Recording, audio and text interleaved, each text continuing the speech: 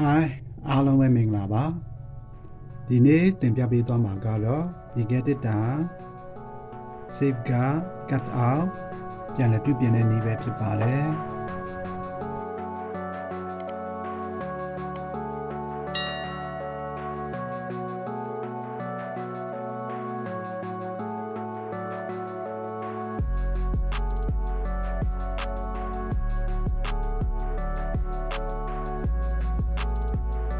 ဒီမှာနေရာမှာတစ်စိမ့် Safeguard Cut Out လုံးရှိပါတယ်ကျွန်တော်စမ်းကြည့်မှာဖြစ်ပါတယ်ဒါကိုမီးနဲ့ထိုးပြီးတော့ကျွန်တော်တို့စမ်းကြည့်မှာဖြစ်ပါတယ်တို့ plug ထိုးလိုက်ပါပြီတို့မီးဖွင့်လိုက်ပါပြီပြီးကျွန်တော်တို့ power ဖွင့်ကြည့်မှာဖြစ်ပါတယ်ဒီလေးနေလေးရတော့လင်းနေတာကိုတွေ့ရပါတယ်ဒီဗို့မီတာမှာမပြဘူးဖြစ်နေပါတယ်ဗို့မီတာကမပြဘူးဖြစ်နေပါတယ်ဒီဗို့မီတာလေးပါဖြစ်နေလေအထဲမှာကျိုးများပြတ်နေလားမဖြစ်လဲဆိုတာသိရဖို့ကျွန်တော်တို့ဖြုတ်ကြည့်မှာဖြစ်ပါတယ်ကျွန်တော်တို့မဖြုတ်ခင်မှာဒီကနေပြီးဘို့ဘယ်လောက်ထွက်လဲဆိုတာကိုမီတာလေးနဲ့တိုင်းကြည့်မှာဖြစ်ပါတယ်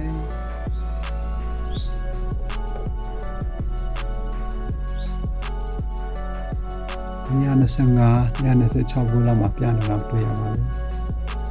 ဒါဆိုလို့ဒီအထက်ကတော့မှန်ပါတယ်။ဝိမီတာလေးမပြတာတစ်ခုပဲရှိပါတယ်။ဒါဆိုရင်ကျွန်တော်တို့ဒီစစ်ကားလေးကိုဖြုတ်ကြည့်မှာဖြစ်ပါတယ်။ဒါဆိုရင်ဒီစစ်ကားလေးကိုကျွန်တော်တို့ဖြုတ်ကြည့်မှာဖြစ်ပါတယ်။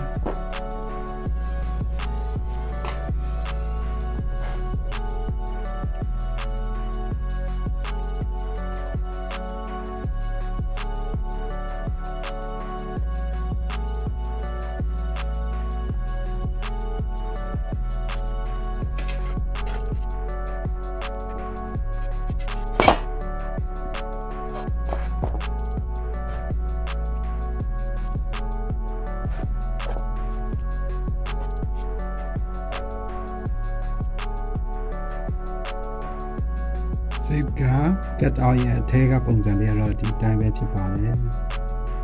ဟိုတန့်ရှင်းလေးလေးလောက်ဖြစ်ပါတယ်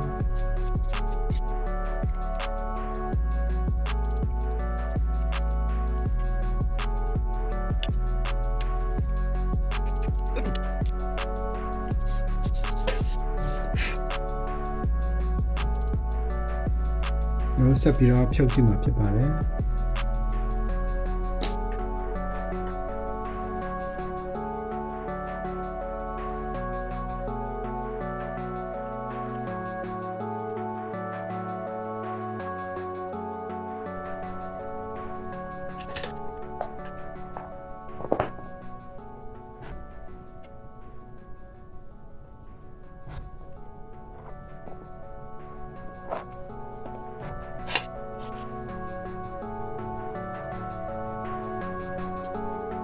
ကျိုးပြတ်နေတဲ့လက္ခဏာတော့မတွေ့ရပါဘူး။မီးလောင်ထားတဲ့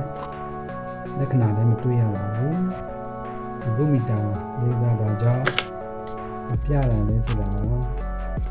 မသိရပါဘူး။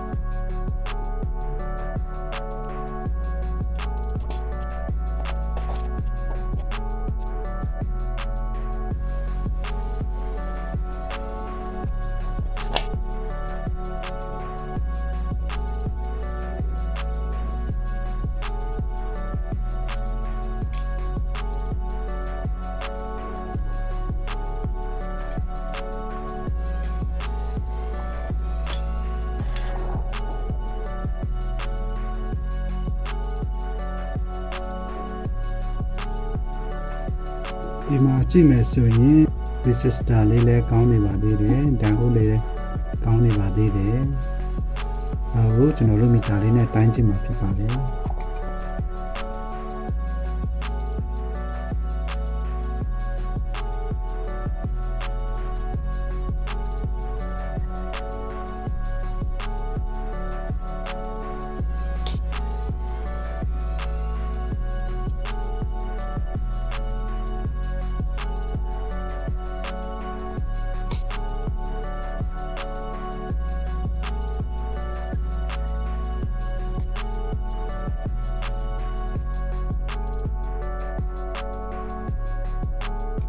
resistor ကလုံးဝမပြဘူးဖြစ်နေပါတယ်။ဒီsolution shot နေ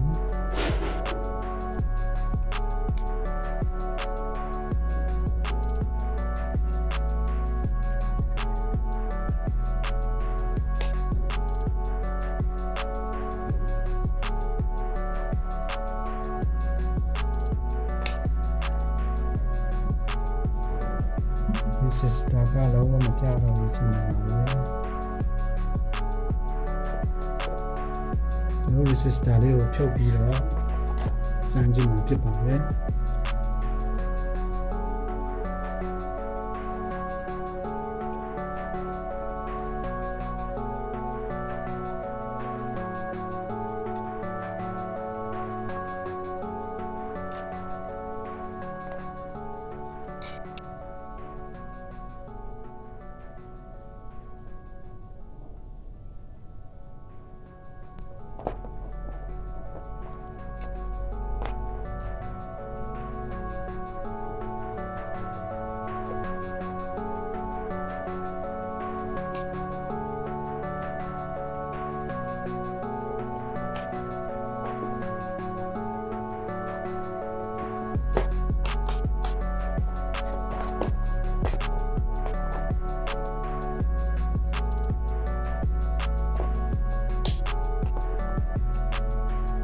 မီတာလုံးဝမတက်ဘူးဖြစ်နေပါတယ်။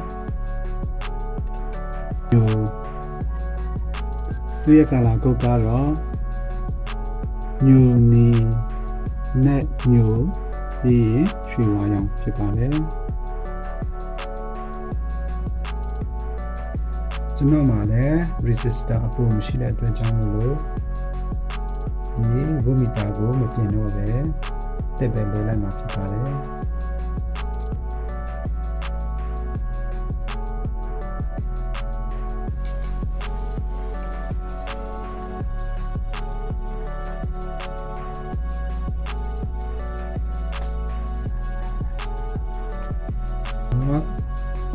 ဆိုတော့ကျွန်တော်ဒီဝမီတာလေးကိုပဲဖြုတ်လိုက်ပြန်ဝမီတာလေးကိုဖြုတ်ပြီးတော့စာထုတ်မှာဖြစ်ပါတယ်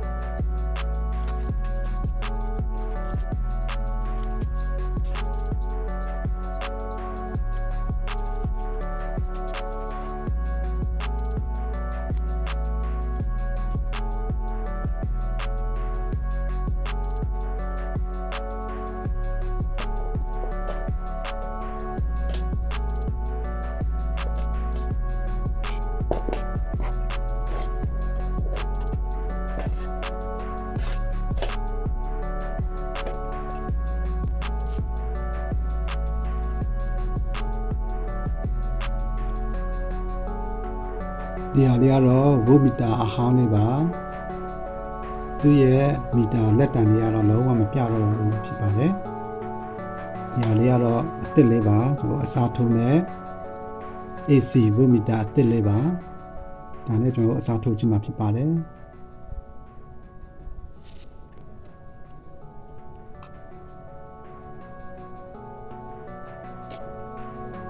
ဒီအစ်စ်နဲ့ကျွန်တော်တို့တက်ဆင်လိုက်မှာဖြစ်ပါတယ်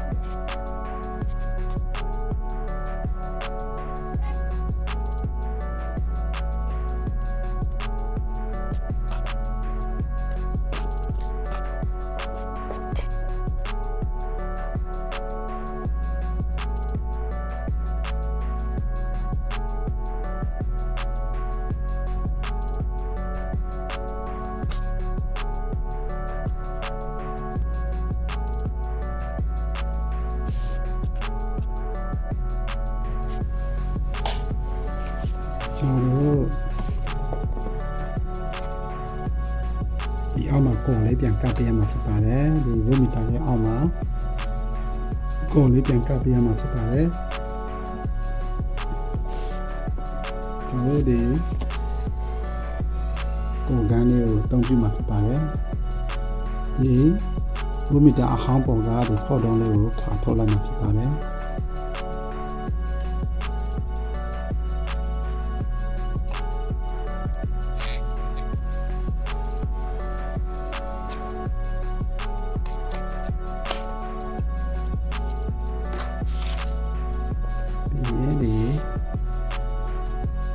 ဝမီတာအစ်ပေါ်မှာကျွန်တော်ကတ်လိုက်မှာဖြစ်ပါတယ်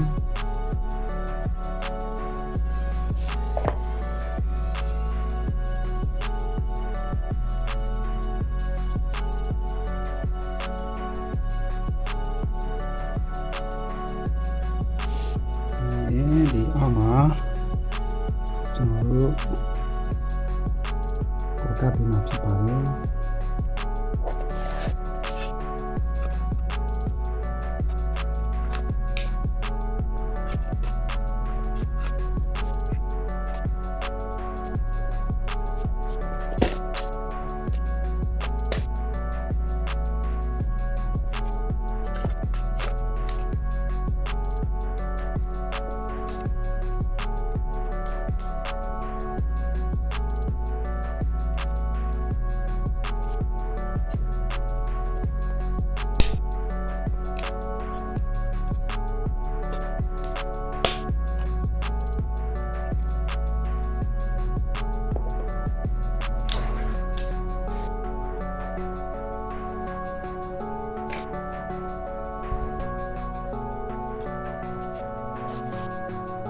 ခဲဆော်ပြန်ပြီးတော့ခဲဆော်ပတ်စင်လို့ပြီးသွားပါပြီ။ဒီမှာလည်းကျွန်တော်တို့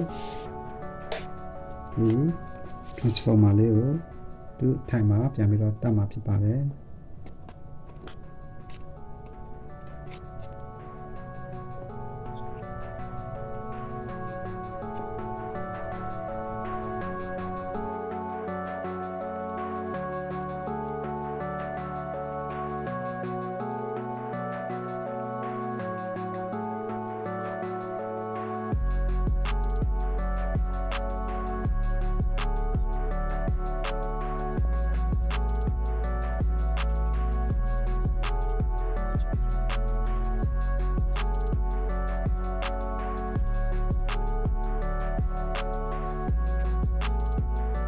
ဒီကြောင့်ဒီပစ္စမ်းခြင်းမှာဖြစ်ပါတယ်။နောက်ဒါလေးအဖုံးလေးပြန်မတက်ခင်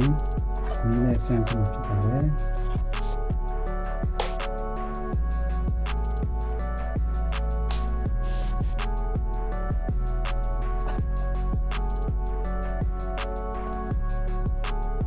ဝမီတာလေးကတော့ပြနေပါတယ်။ဒါဆိုရင်တော့အဆင်ပြေသွားပါပြီဒီမှာဝ ဘူးမီတာအတစ်လေးကတော့ဒီမှာ220ဘူးမှာပြနေတာဖြစ်ပါတယ်ဒါဆိုရင်အဆင်ပြေသွားပါပြီ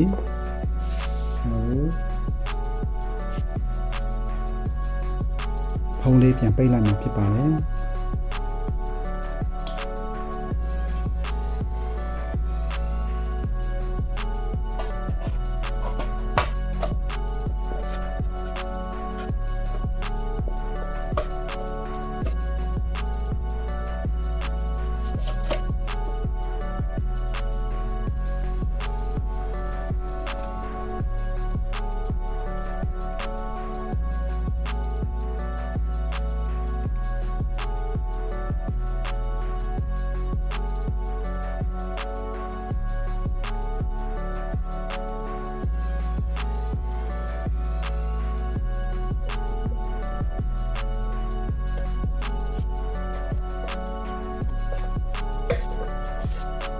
ပြီးသွားပြီ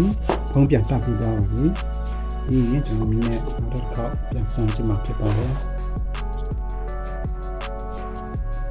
ကျွန်တော်ပလက်ထိုးလိုက်ပါမယ်ပြီးပြီးပြင်လိုက်ပါမယ်ဒီရင်ကျွန်တော်တို့ဒီ save ကရဲ့အလုံးဖွင့်လိုက်ပါမယ်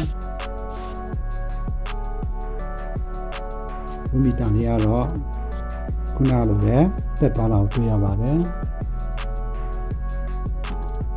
ညနေဆယ်မှာပြနေတာတွေ့ရပါတယ်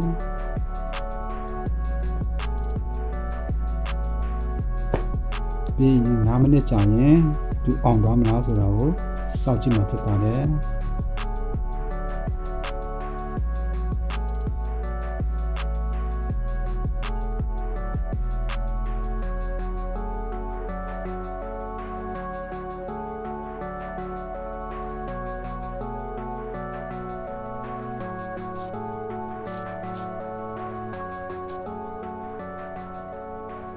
ဒီ save က cut out ကတော့ပြန်ပြီးတော့ on သွားပါပြီ9မိနစ်ကြာတာနဲ့ on သွားပါပြီဒါဆိုရင်ကျွန်တော်တို့ဒီဝမီတာပြတ်နေတဲ့ save ကလေးကိုဝမီတာလေးအစားထိုးပေးလိုက်တာအဆင်ပြေသွားပါပြီဒီရေခဲတစ်တာ save က cut out ရဲ့အဓိကပြစ်ချက်ကတော့ဒီဝမီတာလေးပြတ်နေတာဖြစ်ပါတယ်အဲဒါကိုအစားထိုးလိုက်တာဖြစ်ပါတယ်ဒီဝမီတာကိုတင်းနဲ့အစားထိုးလိုက်တာဖြစ်ပါတယ်ဒီနေ့ကတော့ဒီလောက်ပါပဲလာရောက်ကြည့်ရှုအားပေးကြတဲ့မိတ်ဆွေများအားလုံးကိုအထူးပဲကျေးဇူးတင်ပါတယ်နောက်ဗီဒီယိုတွေမှာပြန်လည်ဆုံတွေ့ကြပါစို့